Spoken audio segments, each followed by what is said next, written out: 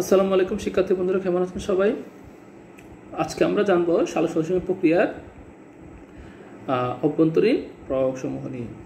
এর আগে আমি সালোকসংশ্লেষণ প্রক্রিয়া খুবই গুরুত্বপূর্ণ একটা অভ্যন্তরীণ প্রবাহ নিয়ে আলোচনা করলাম, সেটা হচ্ছে ক্লোরোফিল। আজকে আমরা জানবো অন্যান্য অভ্যন্তরীণ প্রভাবসমূহ। প্রথমেই সালোকসংশ্লেষণ প্রক্রিয়ার অভ্যন্তরীণ প্রভাব, যেটা হলো পাতার বয়স এবং সংখ্যা।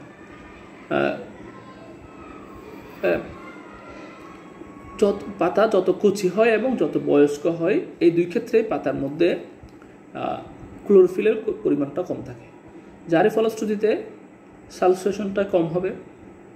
আবার আস্তে আস্তে পাতার বয়স বাড়তে থাকা অবস্থায় ক্লোরোফিলের পরিমাণটাও বাড়তে থাকে এবং সালোকসংশ্লেষণের হারটাও বাড়ে।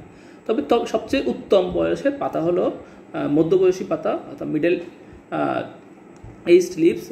এটার মধ্যে ক্লোরোফিলের পরিমাণটা বেশি থাকে এবং সালোকসংশ্লেষণটার পরিমাণটাও বেশি হয়।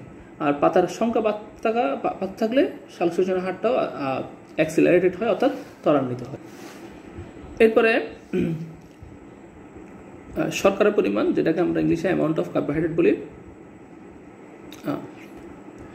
যদি শর্করার পরিমাণটা পরিবহনটা কমে যায়, তাহলে একটা জায়গায় সেটা ক্লগড হয়ে যায়, মানে এটা প্রতিবন্ধকতা তৈরি করে, যার কারণে সালোকসংশ্লেষণের হারটা কম থাকে। আবার বিকেলবেলায় সালোকসংশ্লেষণের হারটা একটু দীর্ঘায়িত হয়, কারণ এর আগে যে সালোকসংশ্লেষণ প্রক্রিয়ায় যে